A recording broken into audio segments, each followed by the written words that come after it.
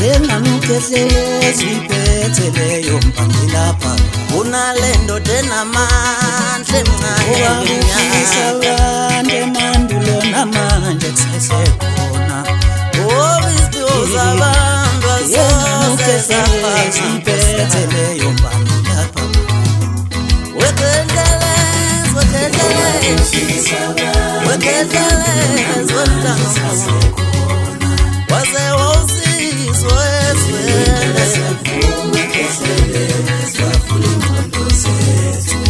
Wawuphilisa abantu emandulo wawuphilisa abantu emandulo inkosi impela siyavuma Khehlelezi wayivula ingqondo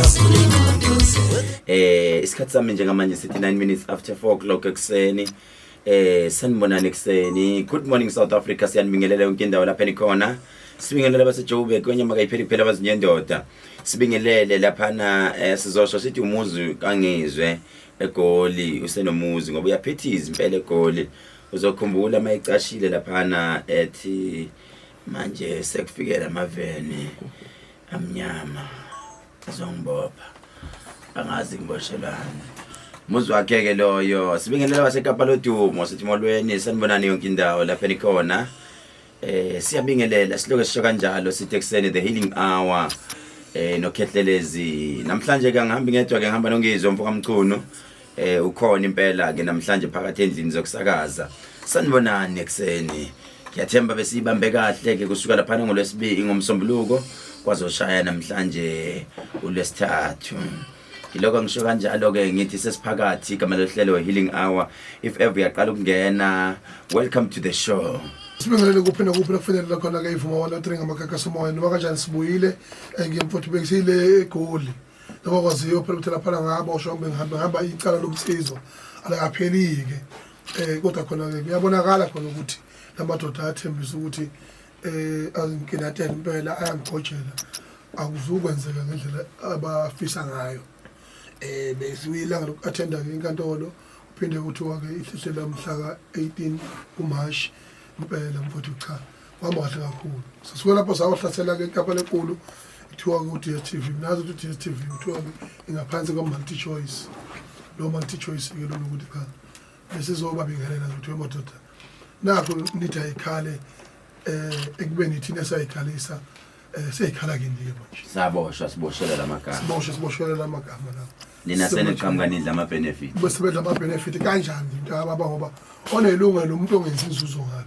Umuntu osenza inzuzo ngalo wa Big Brother lo angazi ukuthi ubani lo Big Brother lona sifike safana nomfana othi CEO thina lapha. Ofika nomfana lona kwathi waphesheya ukwasho ukuthi uZulu uthwele umnyango. Sanqonqoza ke sikhathele icapho kwangena ke. Akho nje obalabo benza ibusiness benza ama advert. Abiza ka ama advert. Lama billboard abaphanyeka yonke indawo nje. Lama advert ku television. Siyakhala. Nami ngifuna intshontsho. Nawe ufuna imali. Ufuna intshontsho phela nje kule nkomo enkulu abayihlabile. Okay, uyakhala ke lapha ungizwe uthi impela batsheleni ukuthi nayo iyafuna something ngoba sebeze bakhuluma basha amagama wonke ahlukahlukene uthi nayo uyafuna something. Namhlanje ke ngizoyirana ngenye indlela before ngiyithathe ngisemthandazweni wami ngizovela ngiyithathe nje lento le bese ngithi ngicela ukuthi kube khona umuntu osithandazelayo. Ake sivala amehlo sibheke uNkulunkulu sithandazene. Babizwi lakho linamandla emagameni amathathu elikayisena lendodana. Sibonga ukuphila, sibonga ukuvuswa, sibonga okuncane, sibonga okukhulu. uNkulunkulu namandla wakukhona emandulo namanje usekhona. Bonke abantwana bakhe sebevukile, bonke abantwana bakhe bazosenda ama voice note njengamanje becela Nkosi yamakhosi bekhala izinyembezi Nkosi besule Nkosi sisula lezo inyembezi. Abegameni lomusa siyakhuleka namhlanje ekseni sicela amandla akho Nkosi konke sikufisayo size sikuthole egameni laphakade Jehova nomusa siyakhuleka amen. Sifuna ukubona njengamanje abathi mina ngiyakhala mina nginenkinga 0659337172 0659337172 inamba njengamanje ozosendela yona uWhatsApp manje 0659337172 ngicela ungasendi WhatsApp yakho makukuthi awunayo inkinga makukuthi nje uthi mina ngilalele ngi-enjoya nje ukulalela dedela abantu abaxakekile esithi masithandaza uNkulunkulu simbike bese sibika bona dedela bona ke manje kunabantu abathi mabelalela thi anginandaba nakho kuningi kodwa ke into engiyifunayo ukusinda kune advert eyenziwe lapha ku YouTube etrenda ngendlela eyisimanga la esithi khona sicela ukuthi ujoine ngena nje lapha ku YouTube bese upress button elibhalwe join under uDr Khehlelezi pressa nje wena ujoin mawuqeda upress ujoin kunomuntu esimbhekile oyedwa esithi thina uzoyiwinela nje iphone yakhe iPhone 13 Pro ake siphinde sibuyele emva kancane ngoba ngiyabona abantu abaningi badidekile sibuyeleni kwi competition ye RS3 ake siphindele futhi siphindele move ake ngichaze lento hamba wenza research yakho kahle competition ye RS3 ngangiyenza without any nzuzo competition was 150 my 150 competition ngizwe ngifuna ukuyichaza lento namhlanje abantu bayazi ngoba ngiyabona ku social media abantu abaningi laba banomhobholo noma laba banomona ku Khehlelezi bathi uKhehlelezi wayenza imali ngathi ake ngichaze lokho ngizwe ama networks uma bengenza iGoogle kahle bagooglishe kahle ama networks amaningi mawenza icompetition kunemali abayithathayo yazi mfowethu you'll find ukuthi kule competition ka 150 imali engangiyithola mina u30 cents so abantu banale belief yokuthi okay ngoba abantu abangenela lapha na cishe is 1.4 million uKhehlelezi wawina lutho abantu ngicela ba calculate 1.4 million times 30 cents ngoba imali mina engangiyithola u30 cents and then imoto mfowethu ngavele ngathi ngenza le competition ngangingena ukunika abantu imoto mahala nje ngivele ngiyidedele nje kanjalo ngathi ngcono nisebenzele leyo nto it's down on kuma papers kodi pampering ngesitswana kuthiwa the pampiri isemaphepheni mabefuna ukuyibona angenzanga ngisho cishe ngisho 500,000 ayifikanga but imoto engabanika yona was imoto ka 1.1 million ukhona obuza kanti imoto kwaphela laphi ngayo angazi ke noma wayilele noma wayiphuzile ku December ngoba phela leyo nto yenziwa abantu bonke bekhona beyibukela yonke into ngeke sibasoleke abaningi basebephuzile basebedle kakhulu umuntu wavuke engasakhumbula ukuthi wenzekeleni ngayizolo bazokhumbula abaningi mfowethu ngaze ngabiza ngisho uBoyti i-social media influencer isikhathi esiningi naye yena wa hand over ngisho logbook yemoto moto yafika iphethwe itruck base boxini yavulwa ngakwenza kwa fair yakhisha imoto umuntu wayiwina ngazama ngisho ngale kwama camera move kumropa ngathi ngicela ungidayisele yona back wathi ngeke kwathi cha ngifuna ukuyobonisa umakhulu uqala wahamba unomphelo akaza phinda abuye noma akaza phinda phone back but ke uma befuna ukuyilandela abantu abaningi ngasho ngathi into lena isuke nama auditor into enebantu phakathi ngabona into isi involve imali nama auditors imoto njengamanje la ekhona nge100% sure umuntu wayiwina wase East London imoto ise East London baqhamuka ke sebenza izitori bethi lo muntu niyafana umfowethu ngithi anginamfowethu mina ngizala ngedwa mina ngumfana ngedwa mkhulu ungabanaka abantu bese ukuthi ke indaba ne competition uzokhumbula ukuthi khona competition era no SBC 1 ukuthiwa ikhaya SMS ku 5 rand uphinde uqhubeka unyaka wa 10 rand that's why abantu ababenza khona ke imali yabona yaqhubeka amaningi ama competition amanye ama scam embekolokho kwase uphasiswa umthetho omusha ukuthi cha babo lento ngoba iyalimaza ekubantu akushawa umthetho owodwa nje we-SMS oguidiwe yabona ikuloka 150 yabona ingakho kungavumelekile ama competition nami we have been running them for iminyaka ngisho kuma award omaskandi lento okhuluma ngayo siyazi kahle yabona manje kunezimbuzi engazilutho ezihlalela nje ukuchofa bese ziyakhuluma yabona sasikhona thina nangalolo langa kwenzeka yonke into lento ukuthi ke emkhulu kwi history yokwazi kwami akukhona eyodwa into eyiphutha owayenza ekhombisa ukuthi mhlawumbe abantu abakhathele noma eEurope umuntu kunalokho you go always extra mile and you spend more than what is expected kunalokho ukuba umuntu ogreedy wena mkhulu uyiguvu ngabe unalento ethiwa ihatch lento ethiwa ihatch lamanzi lento leno ohamba nje no makalelita nikudlulwa nje leyo shonela lena ngabona usebenzela ko Italy ngeSkype okube umuntu osebenza ngeChemistry abanga ngoba ngisho naleso Skype esigodleni sami sikhona mangifuna nje ukusebenzela endlini ngithi ngena nesigodleni nibuka iSkype ngakwenza lokho mfowethu ngiyabonga ukuthi abantu bachazele lento ngoba ngiyayibona lento ku social media yaqhubeka la futhi mina kwangithengiwe mina ngangibhedelwa mina niyazi mina ngiyangathi njalo ngoba ngomungameli wendlu nonke lana endlini nomungameli mina ngathi dansani manje nidansa so manje njengoba nginiphethe nje mina ngimuntu weqiniso umkhulu awekho iphutho ngokulenza akekho iphutho ngokulenza ikakhulukazi ezintweni ezithinta umphakathi nemali mfowethu ikuthi ukhona into abantu njengamanje abasizakale ngayo ngithi mina nansi into kahle ku YouTube ethi press into ethi join ngabachazela kuqala yabona into mfowethu ethinta icompetition yathinta umphakathi wabantu uMTN before uyidedele ipublic uyifake ku public bafuni iagreement iproof of purchase bathi sicela ukubona iproof of purchase leyo moto sifuna ukuyibona kuqala before abantu bafake imali zabo leyo moto mabeyibona into abayebenze bayithatha kuthiwa iyogcina somewhere ungabeza ukuthi imoto kanti uqhubeka uhamba ngayo wena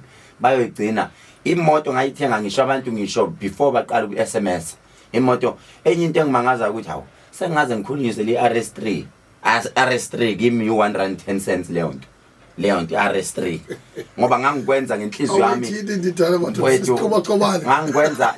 ngangikwenza ngenhliziyo ngithanda uthando abantu yabona njengamanje bawu 650 bavukile into angabesikhuluma ngayo mfowethu entente oyenzile uthengele uma wakho ukuthi abantu bebathengela amabhokisi umncwabo awonina babambenzela surprise party emveni kolokho waphinde futhi mama basebakhaya bafuna lutho awumthengelanga iveni eliyisekeni thizeni ukuthi cha mdonseni mhuduleni nje mangabeke ethi khona lafuna ukuya khona so wenza into enhle kakhulu isibusiso ke bese ke becabanga ukuthi abantu kuyadlalwa akudlalwa ke lapho bazothi besuka lapho bethi shoot naye beyoshuta ngale Evoque Range Rover akekho umuntu ongathengela uEvoque umama awuthi besuka beyoshuta thina mfowethu isibusiso siyasintshontsha we preach what we do uma ngikhuluma ngokunikela ngizwe ngesonto ngeke ngaqale ngathi ake ngiqale nginikelele laba abeband laba abashayela imiginqe namagitara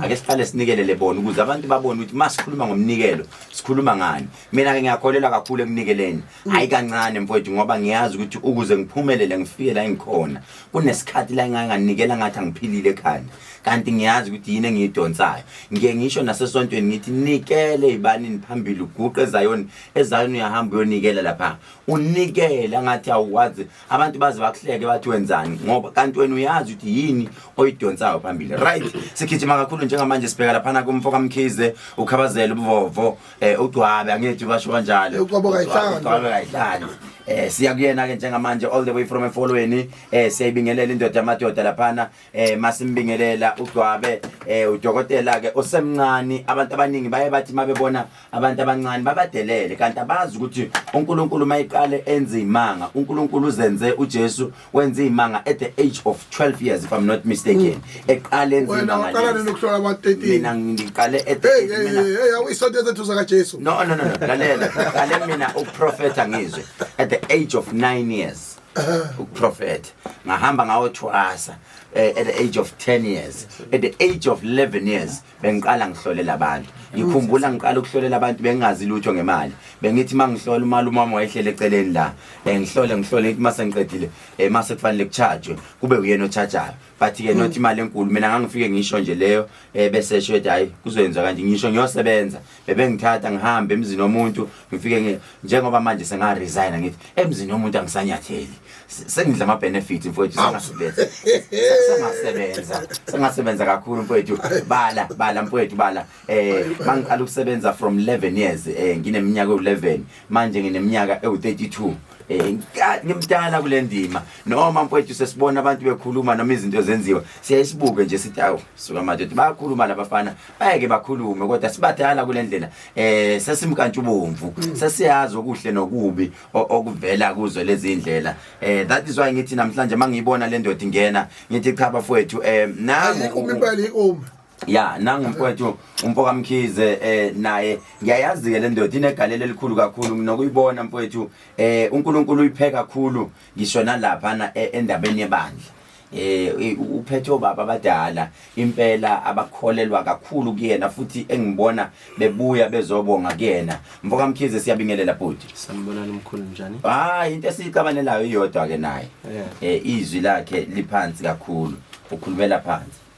sabona umkhulu njani ngiyaphila bhuti kunjani saphila umkhulu ngiyabingelela e-studio ngibingelela noba Macingwane imake mfowethu mawushela nakho ukhulumela phansi kanje hayi mkhulu angiphiwanga nje ukukhuluma kakhulu mkhulu wena uyenza kuphela mkhulu nentombi nje vele ngiyitshene ngayo ukuthi ngiyithanda ngalokho ngichaza kakhulu mkhulu angichaza kakhulu vele ngiyitshene igama elilodwa ukuthi hayi uthandiwe kaMkhize mayehlula lapho hayi vele ngibona mkhulu ukuthi hayi shutha kahambisani nami ubaleke uyeke hayi ngibaleke ngiyeke right mpoka Mkhize namhlanje kunento engizwe abantu bekhuluma ngayo kahle ngibizele leyo nto ngoba ngizwe ngike ngaba indoda ngike ngahamba ngemoto ngaze ngawufika le efolweni ephilani mall yebo ephila ngakina ngithi emega philani right mangifika lapha ngiyezwa man engizwe bakhuluma ngamafutha emali mina amafutha emali ilawo amafutha emali ubani ophatha leyo nto ngoba thina sesazazi phela ukuthi yithina esiphatha izinto ikakhulu ezemali bathi hayi ukhona umfoka Mkhize la ngithi baningi ngomkhize hayi mabethi banginike inamba mangithi ngiyadayela hayibo ibhala yena futhi ngithi awundoda awuze kuzokhuluma ngani ngoba phela abantu bayayifuna izinto iqiniso ngizwe ukuthi akubona bonke abantu abayosizakala kuKhehlelezi kufanele mfethu sibabuyise abantu abafana nalabo singavaleli abantu mfethu kanti abantu bayosizwa umuntu oyolethwa uKhehlelezi asikukhulume lelo qiniso ukuthi ngithe ngendlela engizobe ikhuluma ngayo lento laphana ngibonile impela ukuthi hayibo ngoba kukhona ubaba othe angazi une workshop ye keniki imoto ukhuluma into enhle kakhulu mfowethu ekhuluma ngawo lamafutha emali mangithi wawathatha uyasho ukuthi wayithatha ngithi awungicatazele kancane wangincisha akafunanga ukunginika wathi cha mina into engayenza ngakunika inamba kodwa nayo inamba ngisho ukuthi unika abantu bonke angimfuni umuntu onjalo othi mayithola into esizakele ube sethi inyanga yami ngedwa le akubakhumbula ukuthi thina zinyanga sidla ngakho mfowethu kunyanga so wena mawuzongigodla uthi inyanga yami ngathi ngeke uzozwa lo baba uyozwa sengisho sengikhuluma naye emsakazweni mfowethu uyichaze ngalento lamafutha wakho ukuthi kahle anjani iyona into engikubizele yona namhlanje ukuthi awuzochaza ngalamafutha emali ukuthi kwenza nami ngiyawathenga nto TV lapha banxaphasa nalento ngiyolenda imali awuchaze mfowethu ngifuna nokuthi uchaze ukuthi wawalanda aphi mawukuthi wawalanda noma wawenza kanjani awungichazele ngawo mkhulu amafutha emali lawo enginawo abizwa ngolesilo yebo lesilo mkhulu bengilokho ngaphusha nje kakhulu kwezinye inkundla zokuxhumana amafutha emali lawana mkhulu alanda imali abantu abagembulayo banamabhizinisi imali lamafutha futhi wena mawuhlele endlini uyawathi umlisilo hamba olanda imali bese ulisilo ke hamba olanda imali noma asebenza ngenye indlela ngiyangena amafutha lawa mkhulu awuyawasebenzisa uwasebenzisa ngendlela ezintathu uyakwazi ukuthi uwathathe uwafake empepheni uwashunqise ufune lokho okufunayo ayaxhumana kakhulu nabantu abadala so uyakwazi futhi ukuthi uwagcabe emzimbeni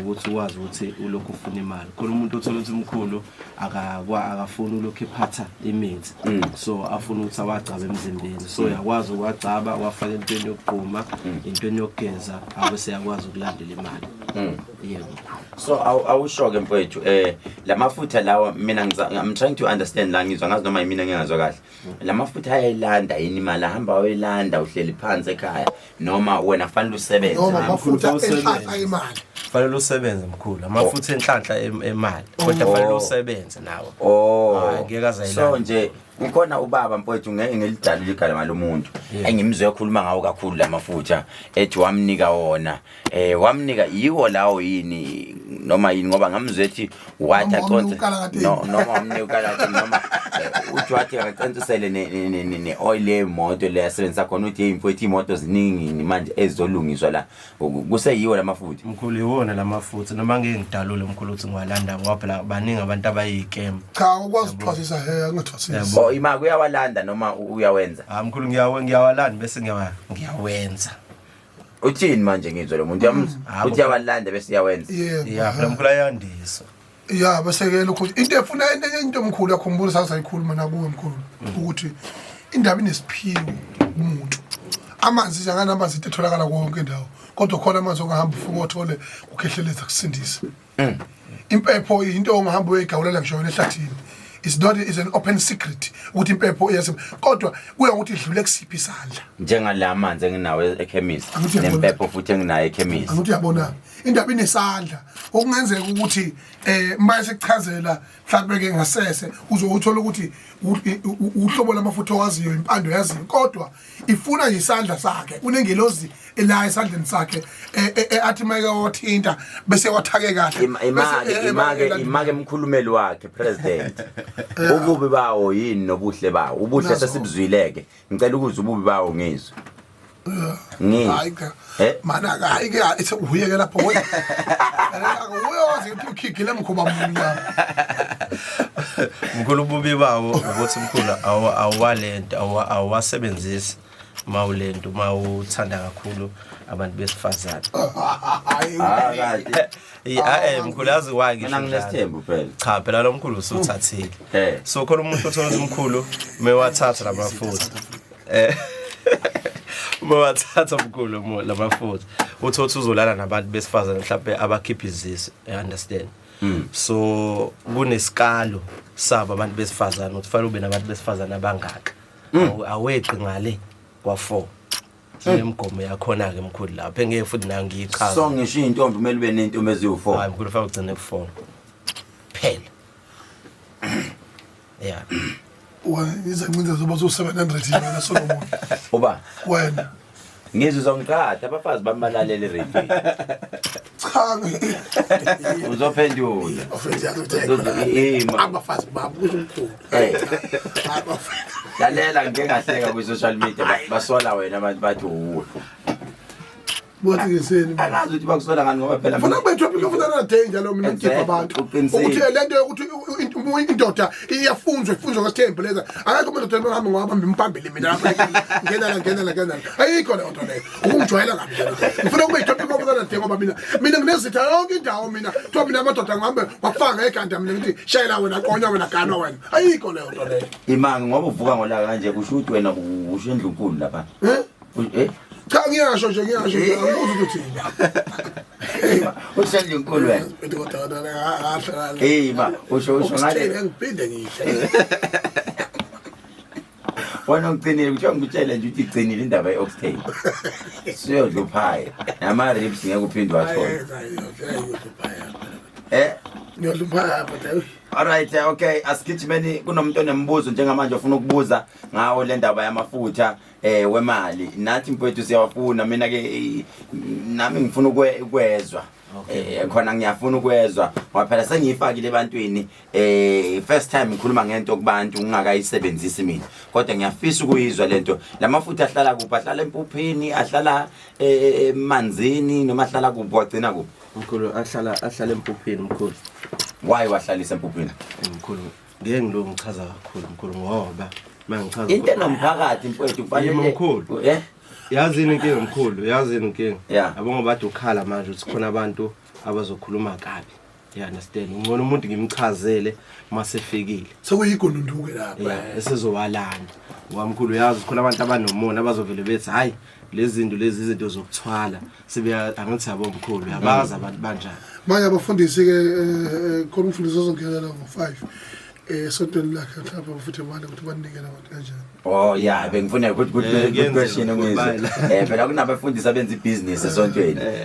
Azokwazi yini basebenzele lo. Ayasebenza mkhulu abasebenzele. Okay, 08610300 08610300. Ake sibone ukuthi ke bathina abantu imibuzo yabo. Ngicela ubuze ke njengamanje nansi umfoka Mkhize la udokotela Mkhize la uyikhuluma ngawo amafutha emali. Sibuzele umbuzo ke wena ke namhlanje ngizamile nami ukuyibuza imibuzo ngenze ukuthi ngibuze ngashiya la kade usafuna ukubuza khona. 08610300 lamafutha ugogo semdala uyakwazi ukusebenzisa noma cha awukwazi mkhulu asebenzisa wonke umuntu wonke umuntu la umuntu ofuna imali igebengu ziyakwazi ukusebenzisa lezi ezibamba eshaya fraud yebo mkhulu njalo ziyabasebenzisa 08610300 vuma sawubona phela olinyanga mawena lapha igebengu yabo yebo mkhulu siyaphila kunjani yebo ngilalele baba yebo Amantula angiboni ukubuza ngamafutha mkhulu ngicela ngifundise kuwena. Usisitholile Khehlelezi. Yebo. Yebo. Siyabonga baba. Yebo, ngicela ngisibuze sokuphela baba. Okay baba kuzwakela. Yebo. 08610300 08610300 08610300 08610300 ungafona njengamanje uyibuzele vuma sawona. Yebo sawubona. Baba kunjani? Njani mkhulu? Philile Khehle kunjani? Siyaphila. Yes. Amafutha mkhulu asebenza kanjani ngiyazi manje ahlala embuphini awanabo ubungozi uma ngishine ngane nonkosikazi ekhaya. Cha baba awanawo ubungozi. Awemali nje adonsa imali awanabo ubungozi.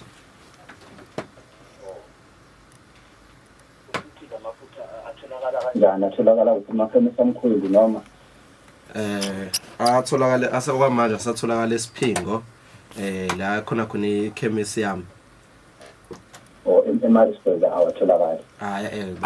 Hayi inkinga nonke senathanda umkhulu akawona kamkhulu akamkhulu mina wami uyazi ama boys mina ngihlala phezulu kodaba mina ama boys mina wami akuwona wami lawana angithi ke uzolungisana iphepha nepeni uzoshiya ama number wakhe ebese ke zami ukuthi nithola nibone ukuthi nitholana kanjani. Ye siyabonga mkhulu. Thank you.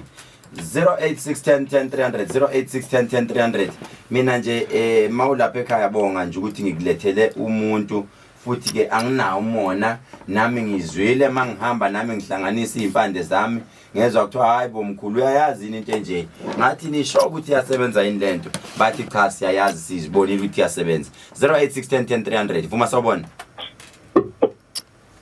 Hello. Yes mama kunjani? Mkhulu ukhona ngithana ngishana khona enkulu. Mashangase kunjani sisi? Khona ngifuna ukuthi nakhokhe ke usotholile abanikani inkinga. Cha awanikani inkinga mama. Inkinga empefana nani mama? Ayikemhlawumbe ke mazaneza ingane ngani ukuthi asibenzisa kanjani. Okay, so ngicabanga ukuthi ubaba asked a similar question whereby our affecting ingane and he was like no our affecting ingane then uyabuza futhi ukuthi asebenza kanjani. I think uthema eqala uphendulile leyo nto ukuthi ke asebenza kanjani but ke ngenxa yesikhathi siswami uzoshiya ama number wakhe then uzothatha ama number isithando sami ebese uyabuza akunankinga sisi ngiphendule kahle mama. Yeah, ungadinwa siswami ngiyacela ngenxa yesikhathi sisebenza ngesikhathi uyezwa sisi. Yeah. Siyakuthanda siswami yezwa. 08610300 08610300 300 mawufuna ukubuza umbuzo la ngumfoka Mkhize phakathi lana endlini zokusakaza vuma sawubona. Khehle kunjani? Yeah. Angizwa baba. Yebo, uDr. Khehlelezi Ekhuluma. Yes, uyena impela mfowethu uhlala phezu kodaba. Dr. Khehlelezi ngaqala unifonela bengikulandela ku Facebook ngibukela udaba la mfoka Khabazela. Ngiyafisa ukwazi ukuthi ngabe umfoka Khabazela ngakhona ukusiyalela ukuthi utholakala kanjani aba consultation aba contracts aba bookings and Baba Khehlelezi ngike ngatshelwa abantu abaningi mayelana nokulanda kwezikhwama zami zabantu abadala. Ngiyafisa usizo, ngiyafisa ukuthola usizo lakho. Ngifona ngisempangeni. Okay, okokuqala mfowethu about umfoka Khabazela ngicela ukuthi ulungise ipen nephepha. I think ngistateile leyo kuqala. Number 2 ukulanda izikhwama ngazo uyilanda phi baba kwaze ayisale kwakwenze njani maybe if unganaba kakhulu lapho ungitshele lapho. Kuthiwa kumele ngithwase ngilanda izikhwama nathi. Ubani lothi kumele uthwase ulanda izikhwama? Abantu abaningi ababheka izinto zesiZulu engihambe ngiyobheka kubo impilo bathi ndoda wena kunekhwama la okumele uyithathe kahle hle kumele welaphe but ngase ngitshela ukuthi mangithatha amakhandlela amathathu ngihambe ngiyo. Kanti ke njalo kusafanele ukuthi ungizwe useyahlola maybe mawungaya kuyena uyoconfirma kuyena uzothina ungizwe maybe ngizwa ngazi mfowethu. Cha ungizwe baba ngibhizi. Ngiyathokozela lokho ngiyaqala ukukhuluma nawe mfowethu baba udokotela uKhehlelezi. Ngijabula kakhulu lona. Siyabonga futhi ngicela uhlale emsakazweni ke bazokudedela amanamba Mkhize egcineni mayisehamba. Angibonga kakhulu. Thank you bhuti. Uthi ungezwe ngibhizi. Ubhizi ngizwe. Ngabona ndaba akukho oyela wemali ngapha. Okay. Oyela wemali. Vuma sawubona.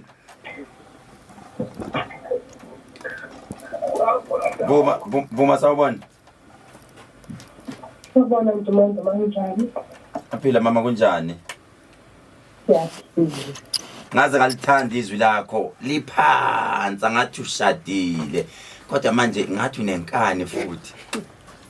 Hawu Nkosi yami. Wawuzithumelela izinto zakho. Washada? Angikashada, ngisalindile. Idlu Slay Queen, qinisa kakhulu ku Slay Queen. Uphelile. Uphelile Slay Queen. Uphelile. Hayi bo angithi ke ngizonehlisela futhi izwake nalapho futhi abantu bayacomplaina ngizwe. Ucelile umunye umuntu wathi sicela ngoba kuyiqolo Khehlelezi senzele ispecial nathi siyacela ngasenza wathi hayi ke uqola abantu imali hey ngoba abantu they will always joke hey hayi sisi special sikhona Saturday Friday and Saturday Asifumani special anisifumani iprice sikhokhela 3 times phi abantu ba overseas why singasifumani special. Oh hayi yazini overseas ndiyeza phana ongizwe. Why singasifumani special but siyeza nongizwe overseas. Cool, why singasifumani? Okay, ake ngichaze le ndaba ngoba ngiyakubona you keep on emphasizing why singasifumani why angingeke sikwazi overseas i-special niyasifumana. Kuphela mawuzothumela umuntu uma kune special abuya azothenga kune special obviously he or she will buying a special price then ebese yakukhoriyela ke but if you are buying online it angeke ukwazi ukuthi usithole special futhi online only if uthumela umuntu bese yakuthumelela uzosithola ke special. Hayi angeze usishade ke. Imago hawo umfuna ukubuza ini mama? Cela ukuza mkhulu ubaba lo uyathumela overseas. Ziphendulele Mkhize. Yebo mkhulu ngiyathumela. Yebo mkhulu ngiyathumela. Ngathi uyathumela mama. Uyathumela? Yebo. Khona. Thumela ke ngizolinda inamba yakho. Thank you so much. Siyabonga sithando sami yezwa. Sikuthanda ngothando lwabani? Hello. Danke.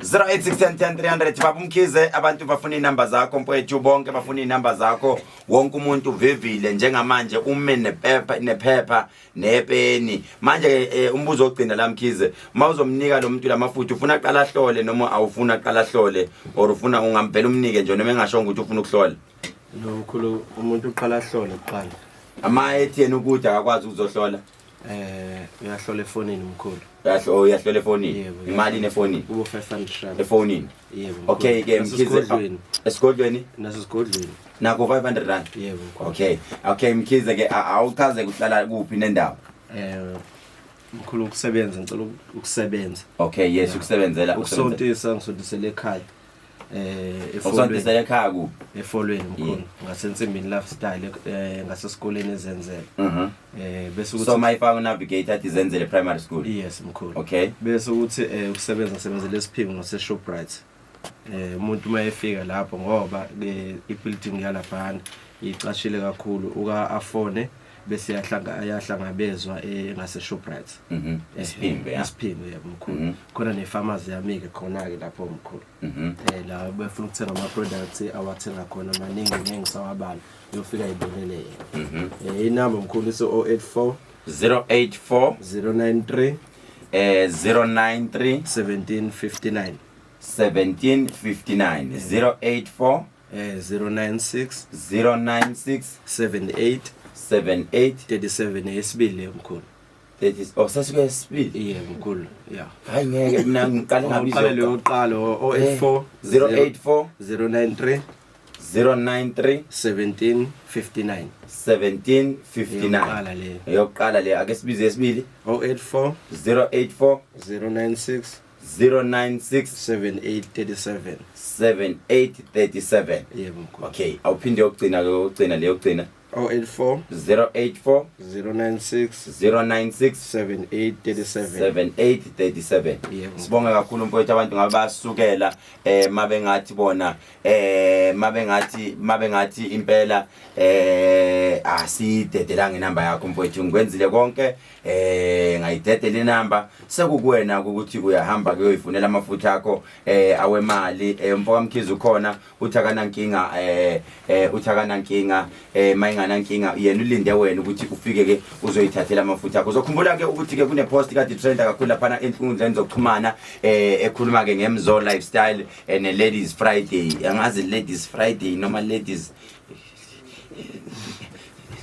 ithini ngizwe ladies friday night hayi nayo bedile nawe ladies friday night ngeke ake sivele sibakusisi Mamelo uzokhumbula ukuthi sisi Mamelo omunye wabasakazi njalo ngolesine nangolesihlanu usuke khona la noSibutubutu kodwa ke namhlanje ke uzochaza ngeLadies Friday angazi noma Ladies Friday noma Lady Friday khona lokho isithi sensuke nasibhala lapha nasuke sabanzima awuchaze sisi ngibingelela abalali bevuma 103 FM ngibonge nakuwe msakazi Dr. Khehlelezi and Mkhize for giving me this opportunity. Actually it's Friday ladies night, it's not ladies Friday night. So both of you didn't get it right. So none of you got it right. Friday ladies night. So ladies Friday mina ngithi Lady Friday. All right, igama ke uMiss Mamelo njengoba uDr. Khehlelezi seshilo imake asibatshele Mamelo ukuthi mawuthi uMiss Mamelo in other ways uthi angishadile no angishadile and mayithi Miss Mamelo uyakhankasa kahle kahle ukuthi ucela ukuvotelwa Mkhulu I'm single yes. Not available and happy. So yes, I'm single, not available and that is why nihlala happy. nongize ningahlukani nihleli nonke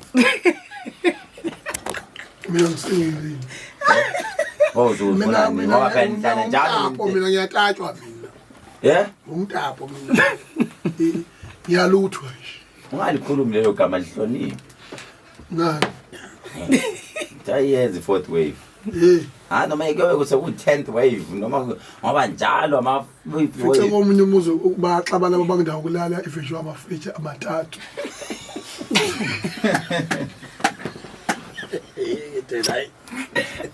kwathatha amafriji wena njalo tayini Okay, asize Mtapo. Ngizokuthi Mtapo. Awu, mina umtapo manje. Mina umtapo manje. Ebana.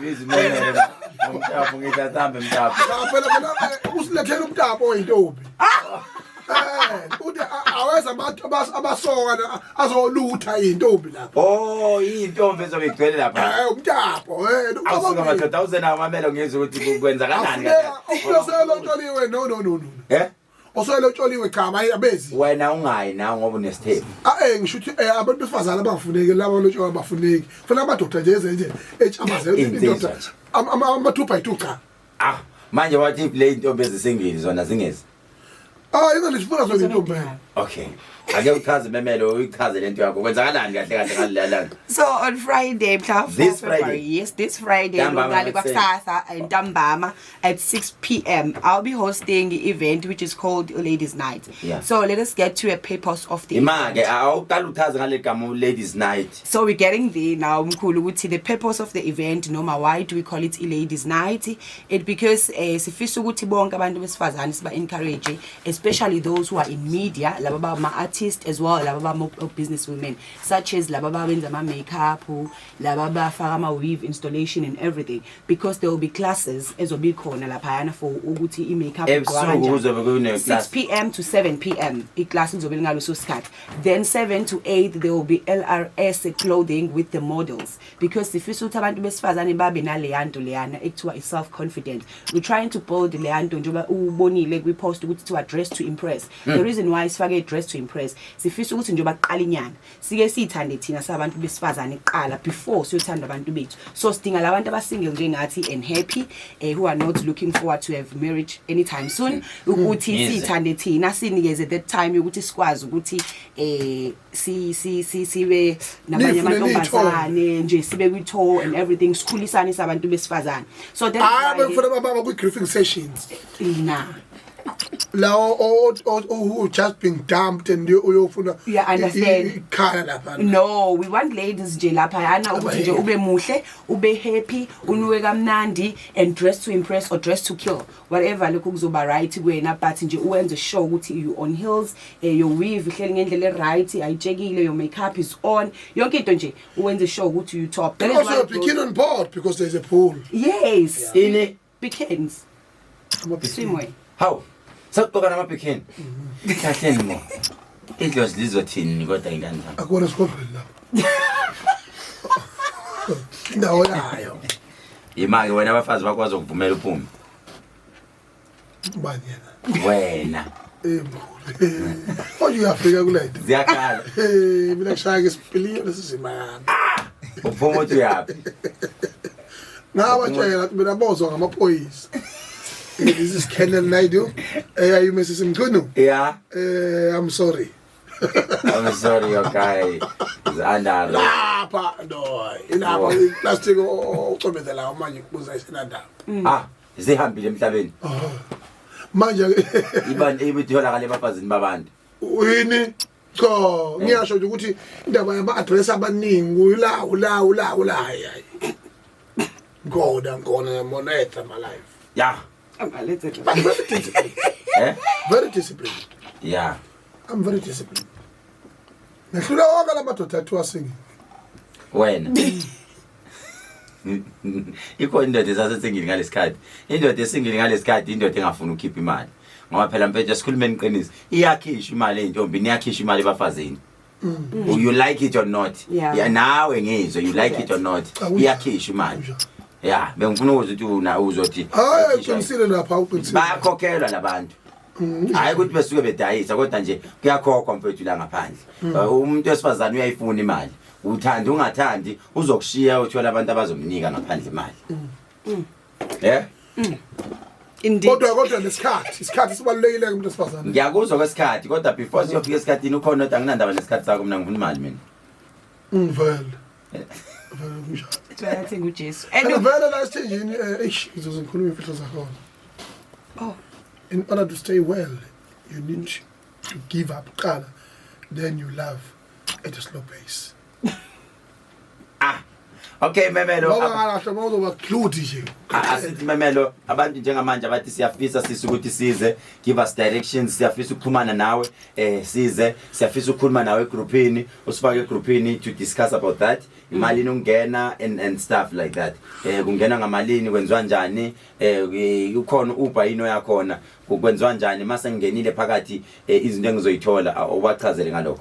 Okay, ukhona uDJ Sindo waqali lapho ukhona uDJ Sindo ukhona uDJ Happy Girl abazobe bekhona ukhona uJackie Mcobothi social media influencer ukhona uKaramo ukhona uNosi from Amadada under Afrotainment so yona face nje sidubula ngayo leyo kakhulu ladies and mahala ungena wonke umuntu it's free ungena phakathi but kwi VIP you pay so kudingeka ke ubhuti abajimile ke lapho ke abahlala ongizwe yes so amadodana no DSTV you know so ubufika ke khona njengoba bese ngishila abantu besifazane kuzoba khona ama classes event iqala at 6 kuya ku 2 ekseni from 6 to 7 kuzobe kukhona uSis Pinky Ndwalane owaziwa as Glam Hair ku social media okuyena ofundisayo about weave installation and how to do ama makeup wakho so ama ladies siyacela ukuthi ngo6 kuya ku7 because umuntu wesifazane yathanda ukufaka iweave yathanda ukufaka makeup cela ukuthi ungaphuthelwa because leli class liyakhokhelwa kodwa lapha eMzo Lifestyle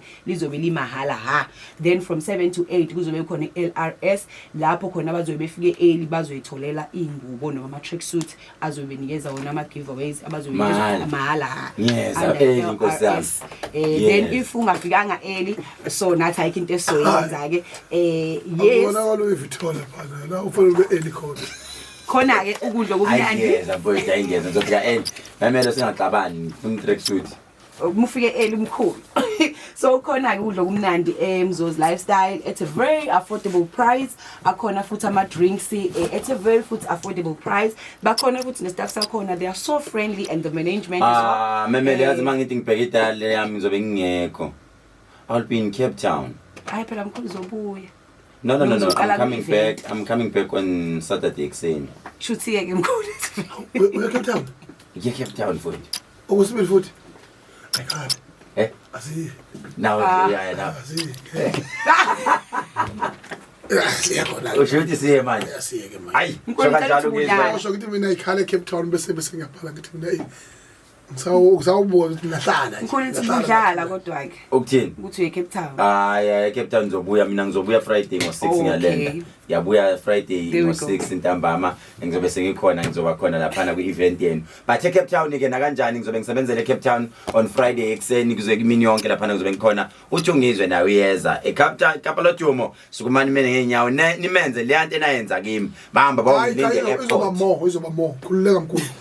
President mina hayi ngicela senze kanje ngizwe ukuze sibone ukuthi ubani onehlwele asithi abakhehlelezi bame bodwa abangizwe bame bodwa kunjalo siza kanjalo oqala lokho kwesibili uyazi mkhulu ukuthi mina nje sifuna ukubona ubani onabalandeli yes basizigena live kanye wena ungena njalo live mina ngena once in a while mangilwa kuphela manje basizigena live live ya roba ngoba manje abayibatashi uyoshuta phansi kweParliament wena ufanele ukuvumelekile ubonakala duze neParliament ngoba yini Ishi number zakho memelo abantu bafuna ukuthi inombolo engicela uyishare izase lifestyle ukuze bebefuna ama direction. By the way umemelo uzoshiya number zase lifestyle if ever uyafuna useThekwini noma useThekwini ufuna ubook itafula noma ufuna ukuyodla elifestyle uzosala usizakala ngalezi number if you wanna come uyaduka fonela le number elifestyle Mzo Lifestyle izokuthatha ikubeke. Give us the number. It's 087 822 17 47 082 087 822 17 47 alternative uzothola the manager uCleo anye Mankosi noma uRick Ross uMankosi student Nkosi yami right that was umemelo the host uzobe hostile ngithi yes I'm the host motivational speaker and a presenter as well Mzo Lifestyle uzobe khona lapha ngolesihlanu sizobe silapha kuthiwa dress to impress dress to kill angazi ke kufanele ngenze sho ukuthi ke udesigner wami nami ungishayele enye into ke nami right ke ngingene nami ngibukeka ngemuhle. By the way, there is an exclusive salon ekhona lapha eMzoyi Lifestyle suke isenza amakhanda. Nihlale nimbona ungizwe cwebezela nje ekhanda. Usekhohle ukutshela abantu ukuthi wenza eMzoyi Lifestyle nami impela ngenza khona. Mina nawe asidibane khona ke ngo Friday. Ungakhohlwa ke ngesonto sizobe sikhona esontweni. Kanti ungakhohlwa ukuthi uye ku YouTube yethu uyo subscribe, press the button subscribe lapha na ku YouTube channel yethu under Dr. Khehlelezi, and don't forget ukhona umasingcwabisane ka Dr. K Funeral Service ozokuthatha ukubeke on Friday. Yale ndi taxi kuthiwa ni taxi lendile itaxi lendile sho kanjani ingoma itaxi lendile eKapa lodumo sizobe silenda lapha eKapa ngo 7 nolokhuzeni nongizwe eKapa lodumo on Friday sizobe sisebenzela khona eKapa lodumo. Otherwise mina nawe asidibane eKapa on Friday, kanti ngolwesine ngizobe ngikhona eGoli. Bonke abafuna ukuthi setshenzwe eGoli ngikhona eSoweto Pinville. Inamba zaseGoli zithi 066 00266 33 066002663 eSoweto. Otherwise i-office number yami yase office ithi lapana 087 5501177 087 5501177 noma uthi 063 0517641 063 0517641. Mina nawe siyodibana ke Monday. Ngikuthanda kwathanda la. Ngiyakuthanda mama, ngiyakuthanda sisa ke Shayile Bosho.